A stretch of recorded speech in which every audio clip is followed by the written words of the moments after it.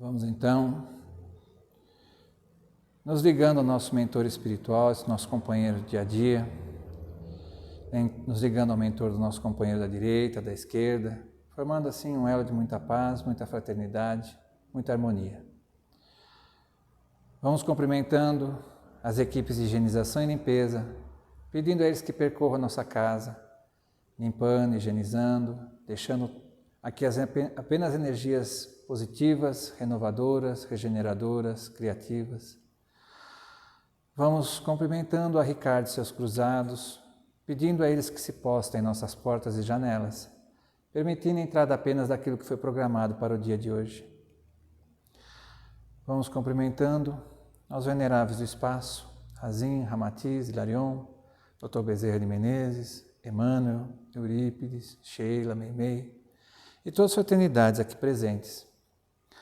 Vamos cumprimentando ao nosso querido amigo Anjo Ismael, responsável pela evangelização do nosso país, pedindo que nós, mais uma vez, possamos nos comprometer na realização dessa tarefa.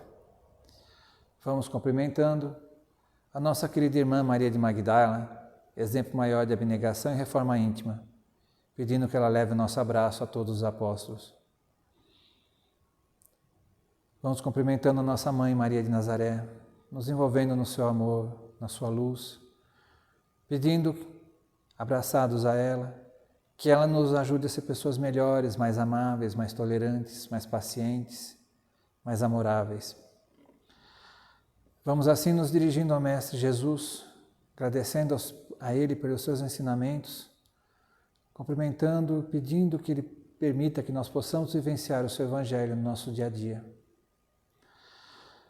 E vamos nos dirigindo ao nosso Pai Celestial, agradecendo a Ele por todas as bênçãos que nos são dadas, por todas as dificuldades por que passamos, por todas as oportunidades de aprendizado que nos são ofertadas. Por tudo vos agradecemos, Senhor, com a prece. Pai nosso que estais no céu, santificado seja o vosso nome. Venha a nós o vosso reino. Seja feita a vossa vontade, assim na terra como no céu. O pão nosso de cada dia nos dai hoje. Perdoai as nossas ofensas, assim como nós perdoamos a quem nos tem ofendido. E não nos deixeis cair em tentação, mas livrai-nos de todo o mal. Que assim seja. Graças a Deus, graças a Jesus. E assim pedimos permissão para darmos por iniciados os nossos trabalhos dessa noite. Boa noite a todos. Hoje nós vamos conversar um pouquinho sobre a trajetória espírita. Todos nós, em algum momento, chegamos a uma casa espírita necessitados, adoentados, combalidos, deprimidos, com síndrome do pânico,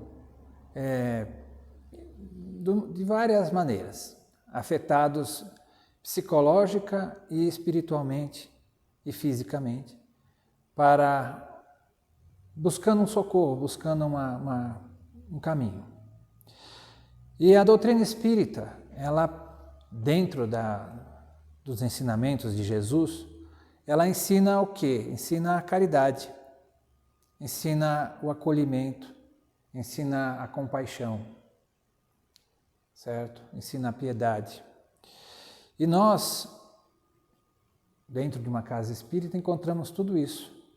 Encontramos as pessoas bem intencionadas, encontramos aqueles que doam o seu tempo gratuitamente para que os trabalhos possam se realizar, que sustentam a casa, não só financeiramente, mas que sustentam a casa de maneira energética, que vibram durante todo o tempo, mesmo fora do trabalho, para que o trabalho possa ser realizado, que procuram manter uma frequência vibratória que possa ajudar na execução do trabalho.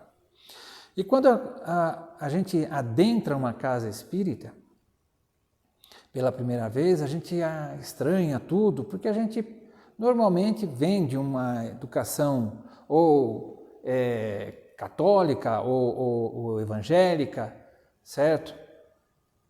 E na maioria dos casos, né? E nós buscamos referências, né? Então, quando você entra em algumas casas, você busca o que tem de que eu já conheço, né? Se tiver uma imagem de Jesus, se tiver um retrato de Jesus, se tiver um retrato de Maria, já fico mais calmo, né? E a partir daí as pessoas fazem uma orientação, fazem um tratamento e alguns se dão por satisfeitos e vão embora, porque a doutrina espírita não exige que você se torne espírita para você ser atendido.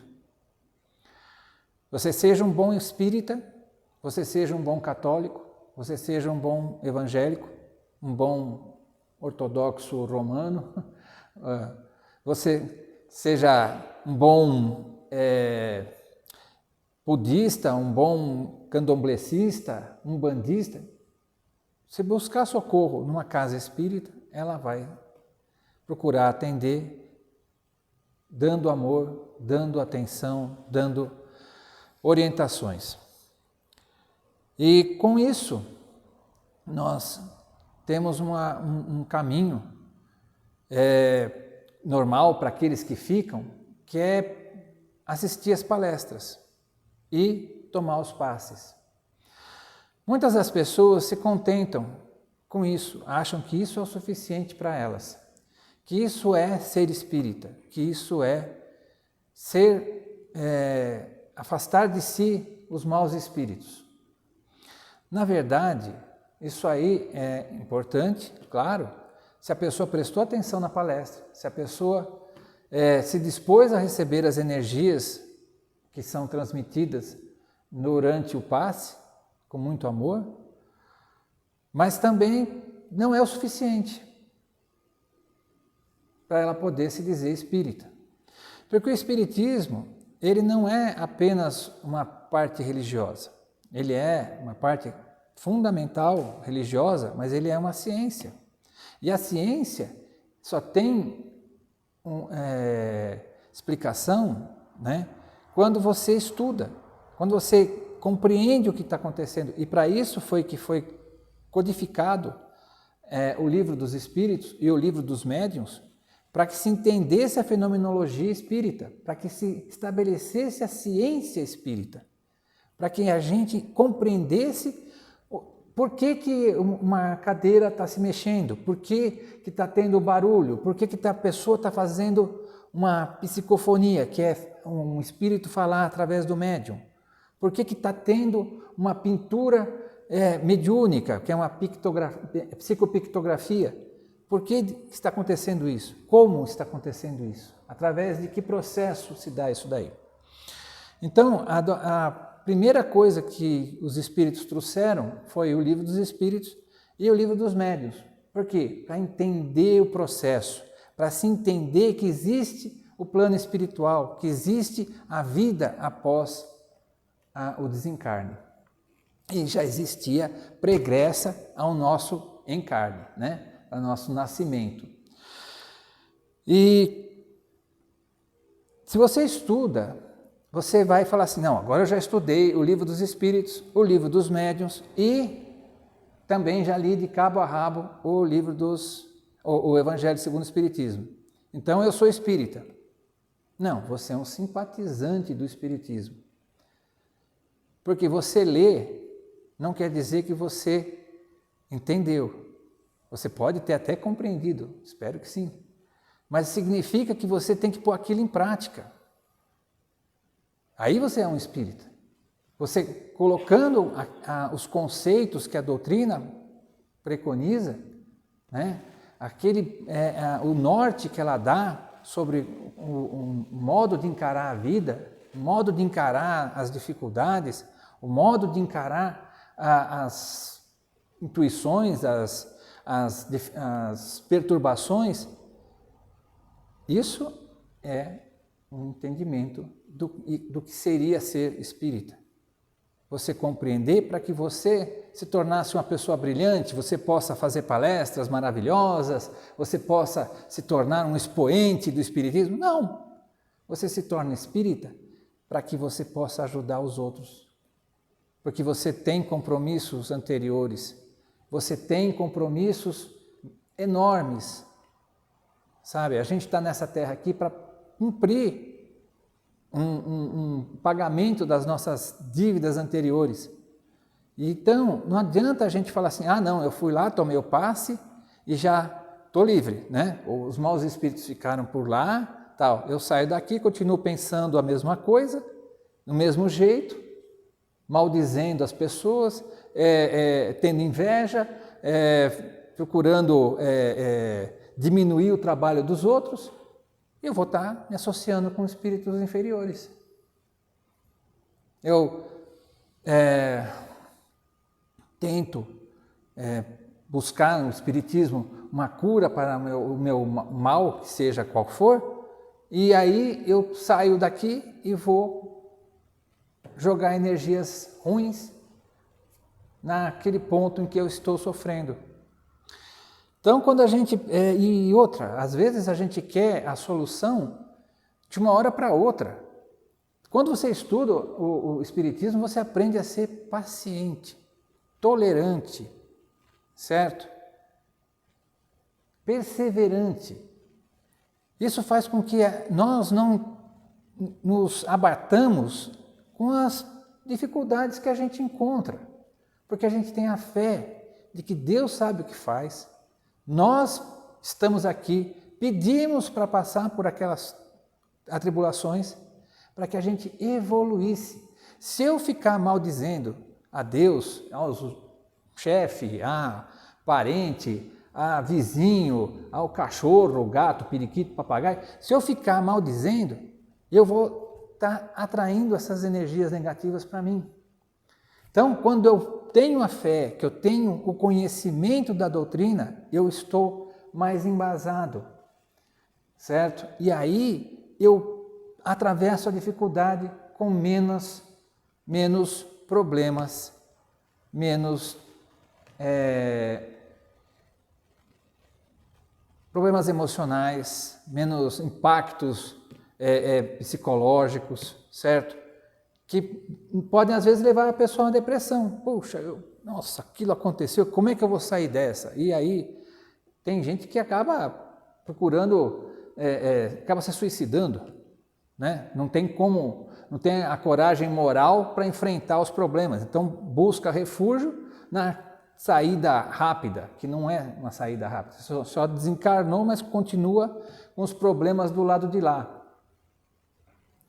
Então, a doutrina espírita não é você estudar todos os livros do André Luiz, todos os livros do Emmanuel. Sabe, estudar em si vai só tornar você uma pessoa culta, vai tornar você uma pessoa que conhece a doutrina. Mas se você não puser ela em prática, se você não colocar o seu amor em ação, como dizia Santiago, o que é a fé sem obras? Se a gente não colocar a nossa força para realizar as coisas, a gente não vai ser espírita. Aí vamos ser simpatizantes do espiritismo. Certo? Ah, mas eu estou cansado. Ah, eu já estou com idade. Sim, a gente sempre tem alguma coisa para fazer. Certo? Sempre tem alguma coisa para ajudar. É só se dispor. Às vezes, estar presente, conversando com a pessoa é o que você precisa. Sabe? Para poder receber as energias que estão sempre sendo doadas dentro de uma casa espírita.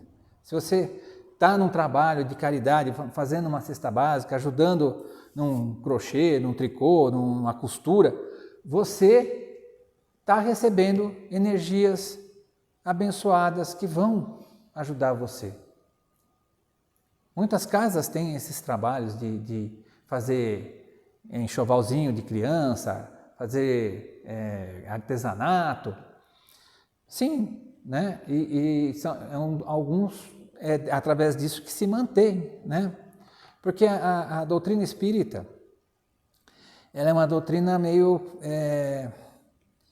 dura de ser seguida, porque tudo é responsabilidade sua. Você errou, você acertou. Você escolheu corretamente, você escolheu equivocadamente. E também ela tem a orientação de não ser política. Ela não é para se aproximar de nenhuma corrente política. Não é para... Você pode ter espírita político, como tem alguns, já tivemos outros, né? Mas não quer dizer que é o espiritismo ou a doutrina espírita que apoia aquilo, como algumas correntes evangélicas e católicas fazem, para eleger representantes. Então a gente é apolítico, certo? E respeitamos todas as opiniões, porque o respeito à opinião é porque cada um está na sua escala de entendimento do que ocorre no mundo, do que ocorre no país. E se você coloca a sua opinião de maneira ostensiva, você está, às vezes, inibindo o outro de ter a opinião dele, ou de externar a opinião dele, ou você simplesmente está desagregando aquela vibração que é necessária para fazer o quê? O trabalho de amparo aos necessitados. Então, ser espírita, certo? É você ser abnegado, você doar o seu tempo, o tempo inteiro, sem receber nada, sem receber agradecimentos, sem você ter reconhecimentos. Tá? O reconhecimento pode ocorrer, tá? Dentro da sua família. Você está tirando, às vezes, tempo de convivência com a família para ir ao centro, para amparar aqueles mais necessitados. Mas se você fizer o trabalho direito, esclarecer corretamente, eles vão compreender que isso é caridade, que isso é amor, que isso também é exemplo para a família, para aqueles que estão lá, tanto pai, mãe, filhos, amigos, parentes, certo? Daqui você está doando do seu tempo para fazer o bem.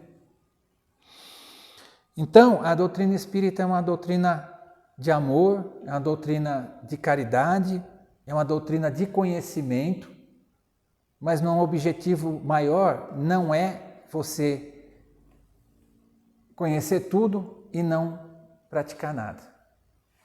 Você conhecer bastante e praticar o amor. O lema que Kardec nos deixou, né, dentro do Evangelho é: amai-vos e instruí-vos. Certo? Vamos amar todo mundo que chegar aqui. Vamos ter toda a paciência para ouvir, vamos ter toda a caridade com a pessoa e vamos ter também que nos instruir cada vez mais para enfrentar os desafios que chegam a cada dia, renovados, diferentes. Os problemas que as pessoas têm hoje não são os mesmos problemas de 50 anos atrás, certo? Então, vamos nos educar, nos dedicar e nos aprimorar, mas acima de tudo vamos nos amar, e amar significa tolerar o jeito que o outro é. Não é achar que o outro tem que ser do jeito que eu quero. Ter a paciência para que aquele trabalho de amor possa se realizar. As pessoas não se curam de uma hora para outra, é um trabalho. Elas vão, se elas sintonizam diferente, se elas começam a compreender a vida diferente, elas se recuperam mais rápido. E o amor também é você ter muita paciência, paciência, paciência consigo mesmo, para que você não se desgoste daquilo que você faz.